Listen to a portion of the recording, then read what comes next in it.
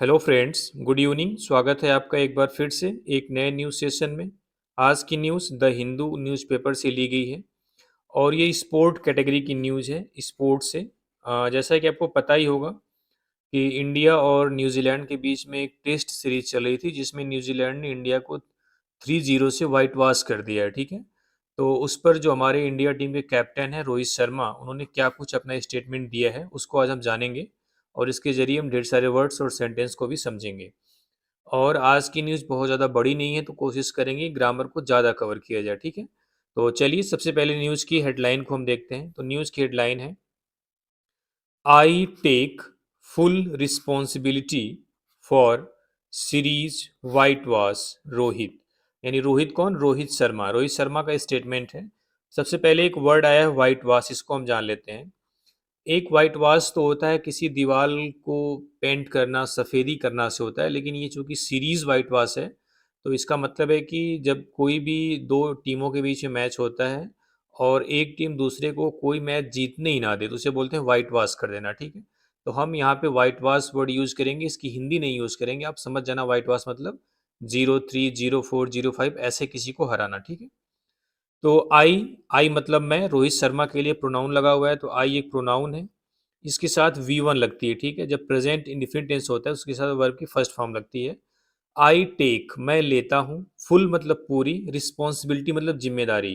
तो I T Y suffix लगा हुआ है तो ये क्या हो गया? आपका नाउन हो गया। आई टी वाई सफिक्स क्या होता है? नाउन बनाता है। रिस्पॉन्सिबिलिटी मीन्स क्या होती है? जिम्मेदारी। और उसके आगे फुल लग गया तो फुल आपका क्या हो गया? एडजेक्टिव, यानी पूरी जिम्मेदारी। मैं पूरी जिम्मेदारी लेता हूँ for series white wash, series white wash की। रोहित शर्मा ने कहा कि मैं इस सीरीज वाइट वॉश की पूरी जिम्मेदारी लेता हूँ। ठीक है, तो आई के साथ वी वन लगा है, प्रेजेंट इंडिफिनिट टेंस है। फुल आपका एडजेक्टिव है क्योंकि रिस्पॉन्सिबिलिटी के बारे में बताया। रिस्पॉन्सिबिलिटी क्या है? नाउन है। कैसे आप जाने? एक तो आई टी वाई सफिक्स है, दूसरा जो टेक वर्ब है उसका ऑब्जेक्ट भी है। ठीक है, टेक वर्ब का ऑब्जेक्ट भी है। तो किसी भी वर्ब का सब्जेक्ट या ऑब्जेक्ट या तो नाउन होगा या तो प्रोनाउन होगा। जैसे यहाँ पे जो टेक वर्ब है इसका सब्जेक्ट जो है आई क्या है? प्रोनाउन है। और टेक वर्ब का जो ऑब्जेक्ट रिस्पॉन्सिबिलिटी है ये क्या है? नाउन है। ठीक है, तो समझ रहा हूँ कि आप हेडलाइन समझ गए होंगे। चलिए अब न्यूज़ में एंटर करते हैं और लाइन बाय लाइन सारे वर्ड्स और सेंटेंस को समझते हुए आगे बढ़ेंगे। कह रहा है, इंडिया कैप्टन रोहित शर्मा, यानी भारत के कप्तान रोहित शर्मा, एक्सेप्टेड मतलब होता है स्वीकार करना। एक्सेप्ट मतलब क्या करना? स्वीकार करना। यहाँ पे V2 है। ठीक है, फुल रिस्पॉन्सिबिलिटी पूरी जिम्मेदारी, for the test series whitewash, यानी टेस्ट सीरीज में जो वाइट वॉश हुआ है उसकी पूरी जिम्मेदारी ली है इंडिया के कप्तान रोहित शर्मा ने। एंड और आल्सो हिज पुअर शो, और अपने खराब प्रदर्शन की भी, विद द बैट, बैट के साथ। ठीक है, यहां तक देख लेते हैं। यानी भारत के कप्तान रोहित शर्मा ने जो टेस्ट, एक सेकेंड, इंडिया के कैप्टन रोहित शर्मा ने एक्सेप्ट मतलब लिया है या स्वीकार किया है पूरी जिम्मेदारी टेस्ट सीरीज में वाइट वॉश की। वाइट वॉश का मतलब क्या होता है? कोई भी मैच न जीत पाना अपोजिशन से। ठीक है, यानी भारत के कप्तान रोहित शर्मा ने टेस्ट सीरीज में जो वाइट वॉश है उसकी पूरी जिम्मेदारी ली है।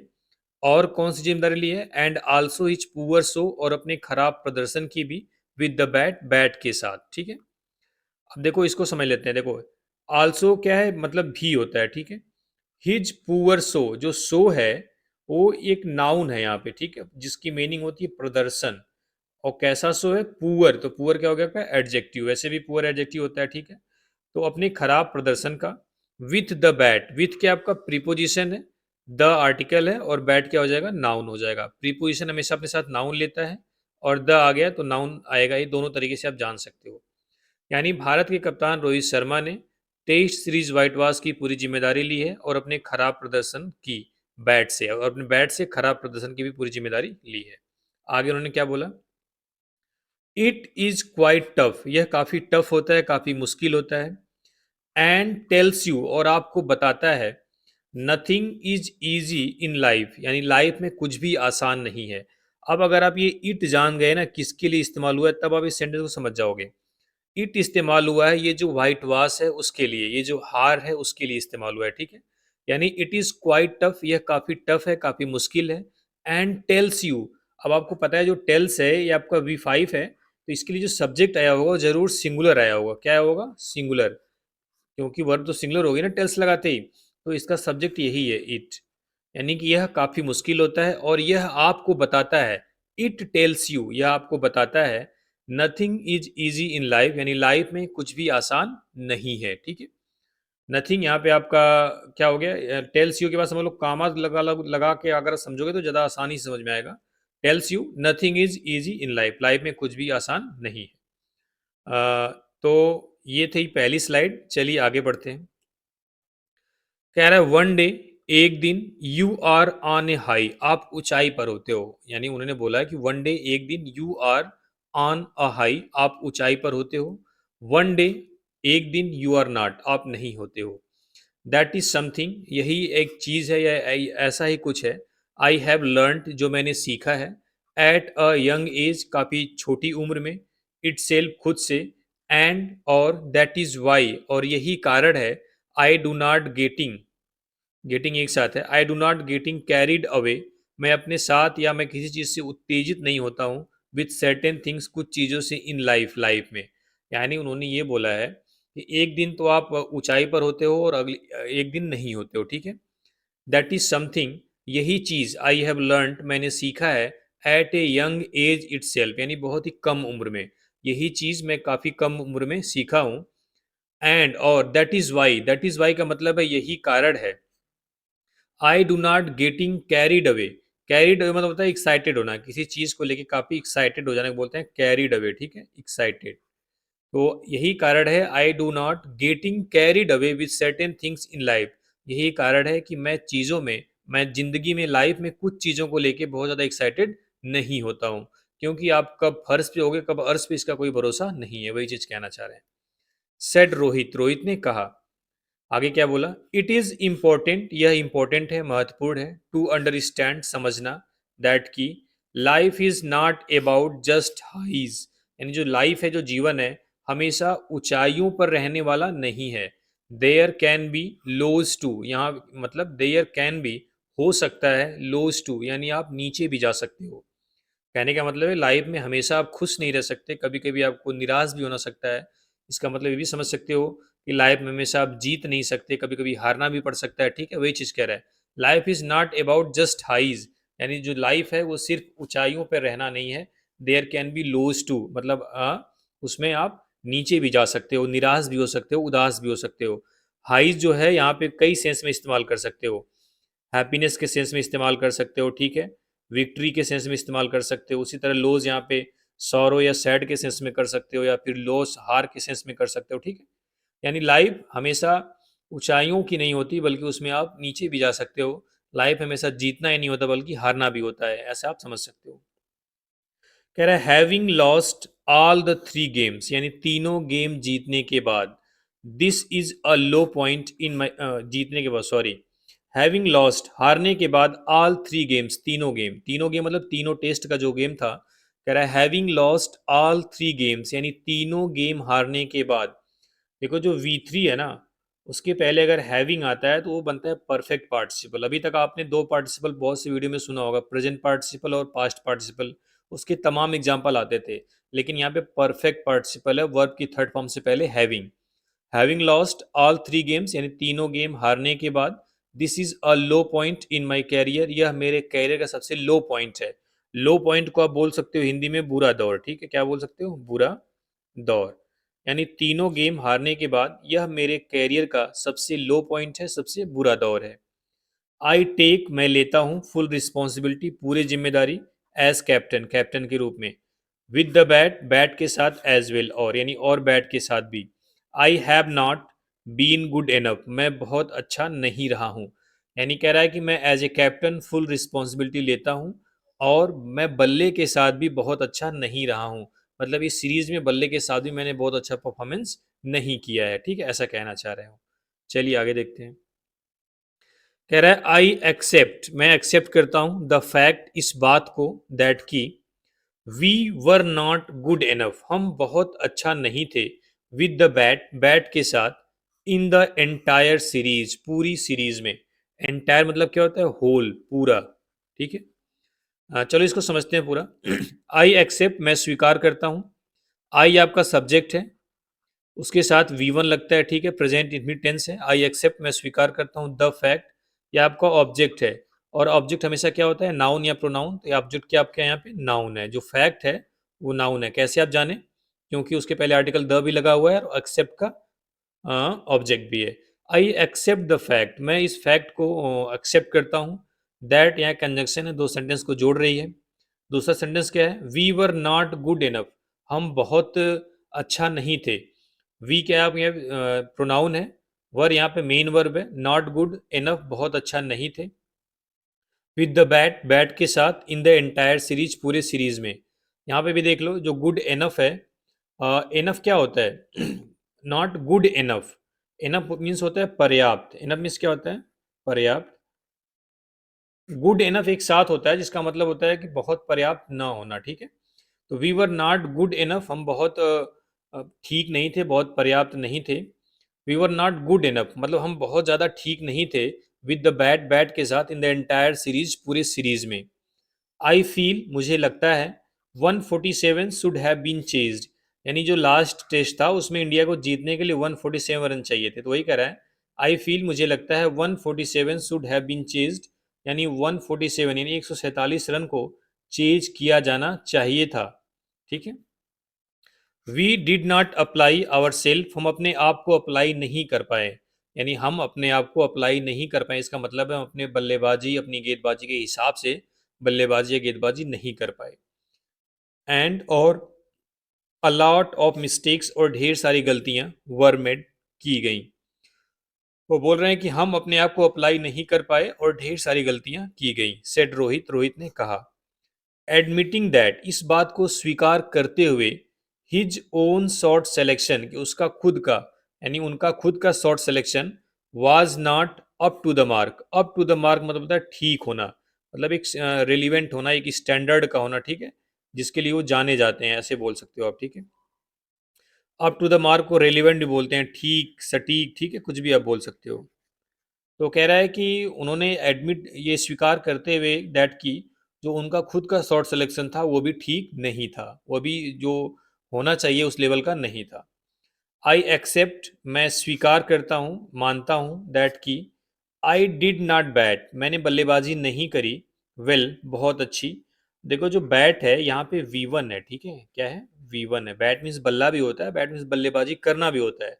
तो डिड के साथ जो डू वर्ब होती है, डू, डज और डिड, ये तीनों जब हेल्पिंग वर्ब के रूप में काम करे, इनके साथ V1 लगती है। यहाँ पे जो डिड नॉट है, ये हेल्पिंग वर्ब है, तो उसके साथ बैट लगा है, V1 है, ठीक है। I did not bat well, मैंने बहुत अच्छी बल्लेबाजी नहीं की, तो वेल यहाँ पे क्या हो गया आपका? एडवर्ब, ठीक है, बल्लेबाजी करने के बारे में बता रहा है। इन दिस सीरीज, इस श्रृंखला में, यानी मैं ये मानता हूं कि मैंने इस श्रृंखला में अच्छी बल्लेबाजी नहीं की, बट लेकिन, it's only in these two series, लेकिन ये सिर्फ केवल दो श्रृंखलाएं हैं। कौन कौन? अगेंस्ट बांग्लादेश एंड न्यूजीलैंड, अभी जो हाल ही में दोनों श्रृंखलाएं खत्म हुई उसकी बात कर रहा है। लेकिन यह सिर्फ दो ऐसी श्रृंखलाएं हैं, that I have not had enough time in the middle, कि जिसमें मैंने बहुत ज़्यादा टाइम मिडल में नहीं बिताया। अब देखो यहाँ पे चीज समझने लायक है, जो हैड है ना, देखो, have not had enough time in the middle, जैसे प्रेजेंट परफेक्ट टेंस में क्या होता है, हैव के साथ हम लगाते हैं V3, क्या लगाते हैं? V3। जैसे हैव, जैसे यहाँ पे जो हैड है ये भी आपका V3 है। हैज हैव का जो V3 फॉर्म होता है वो हैड होता है, V2 भी हैड होता है और V3 भी हैड होता है। यहाँ पे हैड है, इसका हैड को अगर हम ऐसे स्पेंड से स्पेंड कर दें, ठीक है, आई have not spend enough time in the middle, तो इसका मतलब हो जाएगा मैंने बीच में, यानी पारी के बीच में बहुत ज़्यादा समय नहीं बिताया, ठीक है। तो हैड जो सेंस दे रहा है वो स्पेंड भी देगा, ठीक है, हैड टाइम मतलब समय बिताना।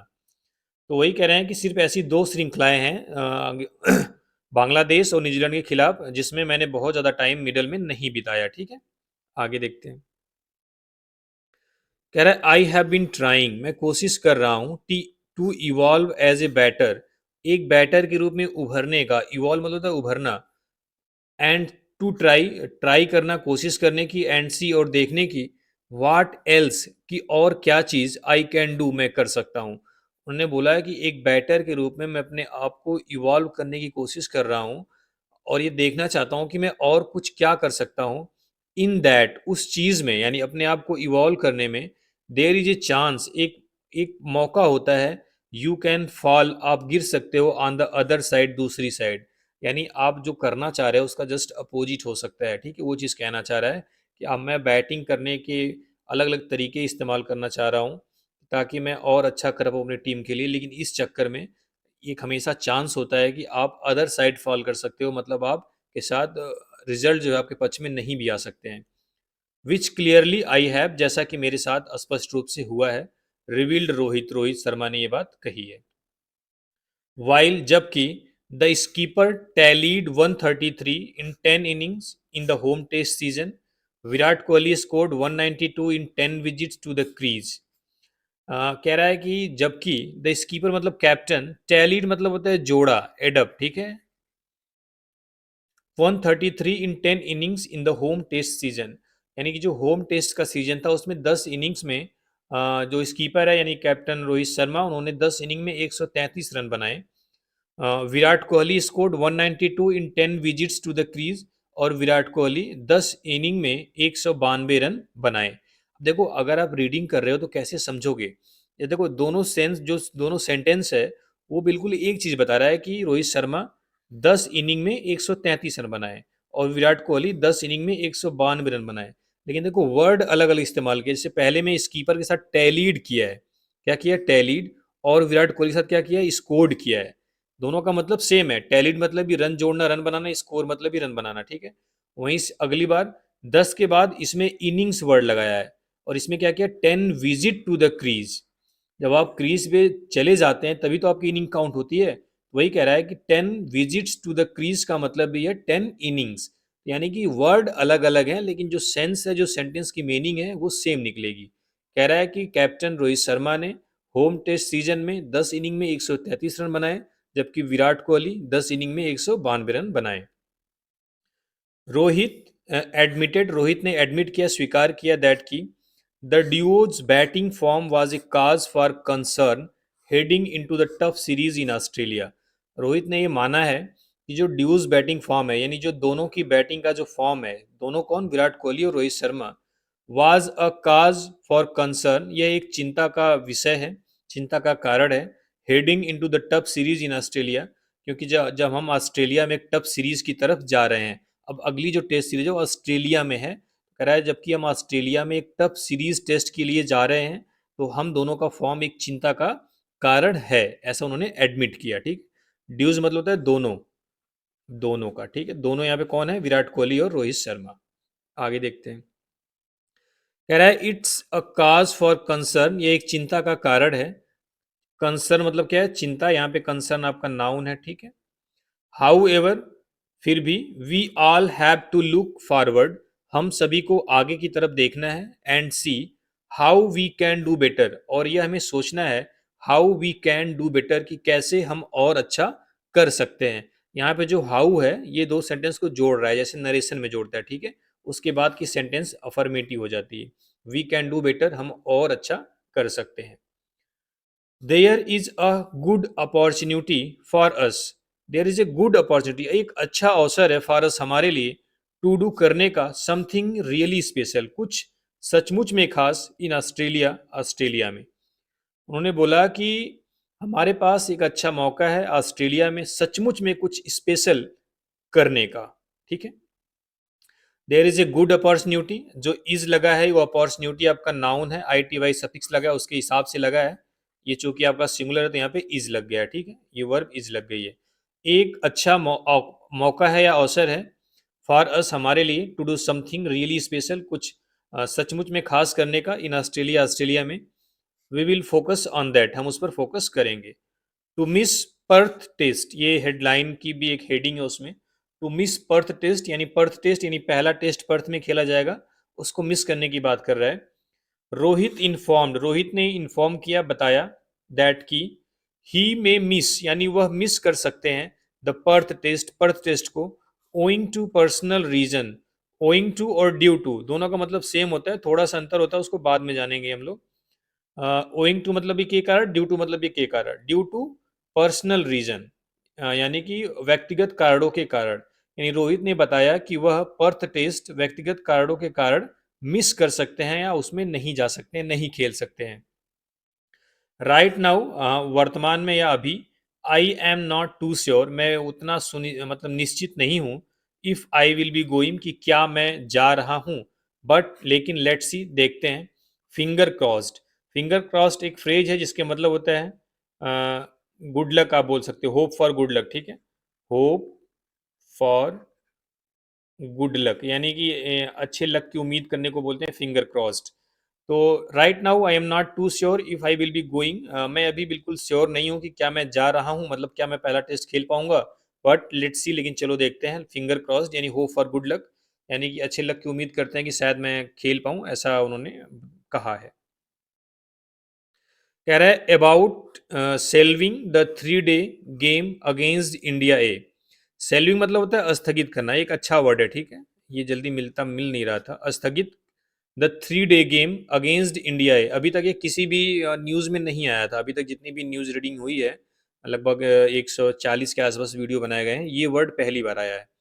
About shelving the 3 day game against India, यानी कि 3 दिवसीय गेम, 3 डे, यहाँ पे देखो गेम आपका क्या है, नाउन है, और नाउन के पहले बता रहे 3 डे गेम। जैसे देखो, एक चीज और जान लो, जैसे आप जैसे बोल किसी को बोलना है he is a very good boy, he he is a very good boy, ठीक है, या बोलना हो ही इज अ बॉय, या बोलना हो he is a good boy, ठीक है। समझो इस चीज़ को, बहुत छोटी सी चीज़ है। वह एक लड़का है, तो जो कुछ बॉय क्या है, नाउन है, बॉय क्या है, नाउन है, तीनों में नाउन है बॉय, उसके पहले आर्टिकल अ लगा हुआ है, यानी अ और बॉय के बीच में कोई वर्ड नहीं है तो अ आर्टिकल है, बॉय नाउन है। अगर ए और बॉय के बीच में कोई वर्ड है तो जनरली क्या होता है, वो एडजेक्टिव होता है। अ और बॉय के बीच में दो वर्ड हैं तो उसमें एक एडजेक्टिव होगा और दूसरा क्या होगा, एडवर्ब होगा, क्या होगा, एडवर्ब होगा। उसी तरह देखिए about shelving the 3 day game, game noun है, ये आर्टिकल द है, तो द आर्टिकल लिख देता हूँ। इसके बीच में एक ही वर्ड है 3 डे, तो किसका काम कर रहा है, एडजेक्टिव का, इसीलिए हमने 3 के बाद डेज नहीं किया है, ठीक है। 3 डे आपका टोटल एडजेक्टिव का काम कर रहा है, तो एडजेक्टिव का प्लूरल नहीं बनाते हैं, जैसे आप कभी भी गुड्स बॉय नहीं कहोगे, ब्यूटीफुल्स गर्ल नहीं बोलोगे, ठीक है। तो about shelving the 3 day game against India A, यानी इंडिया ए के खिलाफ 3 दिनों का जो गेम था उसको स्थगित कर दिए जाने पर द स्कीपर सेट, स्कीपर यानी कैप्टन रोहित शर्मा ने कहा दैट की द प्लेयर्स वांटेड, जो प्लेयर्स हैं वो चाहते हैं, टू बी फुली प्रिपेयर्ड, पूरी तरीके से तैयार होना, फॉर द बाउंसियर कंडीशन, यानी बाउंस वाली कंडीशन के लिए, डाउन अंडर, डाउन अंडर भी पहली बार आया है, काफी अच्छा है। डाउन अंडर फ्रेज इस्तेमाल होता है ऑस्ट्रेलिया और न्यूजीलैंड के लिए, खास करके ऑस्ट्रेलिया एंड न्यूजीलैंड के लिए। कह रहा है कि 3 दिनों का एक गेम डिसाइड किया गया था पहले कि इंडिया ए के खिलाफ इंडिया खेलेगी, लेकिन उस गेम को स्थगित कर दिया गया, तो वही कह रहा है about shelving the 3 day game against India A, यानी इंडिया ए के खिलाफ 3 दिवसीय गेम को स्थगित किए जाने पर के बारे में द स्कीपर सेट, कैप्टन ने कहा दैट की द प्लेयर्स वांटेड टू, यानी जो प्लेयर्स हैं वो चाहते हैं, टू बी फुली प्रिपेयर्ड, पूरे तरीके से तैयार होना, फॉर द बाउंसियर कंडीशंस, यानी बाउंस की कंडीशन के लिए, डाउन अंडर ऑस्ट्रेलिया में, यहाँ पे किसकी बात हो रही है, ऑस्ट्रेलिया में। देखो जो प्लेयर्स वांटेड है ये हालांकि V2 है, लेकिन आप जब मीनिंग निकालोगे तो है निकाल सकते हो, क्योंकि देखो नरेशन जब पढ़ोगे जो सेड यहाँ पे आगे, इसकी वजह से ये आगे का सेंटेंस पास्ट में रखना पड़ेगा हमें, लेकिन आप मीनिंग निकाल सकते हो, हिंदी में है आ जाएगा। कह रहा है we want to maximise those 3 days, हम उन 3 दिनों को मैक्सिमाइज करना चाहते हैं, यानी हम उन 3 दिनों का मैक्सिमम यूज लेना चाहते हैं। एंड और आई फील, और मुझे लगता है, this is the best way, यह सबसे अच्छा तरीका है, टू डू इट, ऐसा करने के लिए। The batters and the bowlers, यानी जो बैट्समैन है और जो बॉलर्स हैं, will have a lot of time, उनके पास ढेर सारा टाइम होगा, इन द मिडल, मिडल में मतलब बीच में। अब ये जो लाइन है ना ये बहुत शॉर्ट में दिया है, इसका क्या मतलब है देखो, जैसे इंडिया ए के खिलाफ इंडिया को 3 मैच खेलना था पर्थ टेस्ट शुरू होने से पहले, लेकिन उसको स्थगित कर दिया गया है, उस पर स्कीपर ने बोला है कि हम चाहते हैं कि हम बाउंस, जो कंडीशन है ऑस्ट्रेलिया में जो बाउंस पिच होती है, गेंद बहुत बाउंस करती है, तो उसके लिए हमारे सारे प्लेयर्स तैयार हों पूरे तरीके से। हम इन 3 दिनों का इस्तेमाल करना चाहते हैं।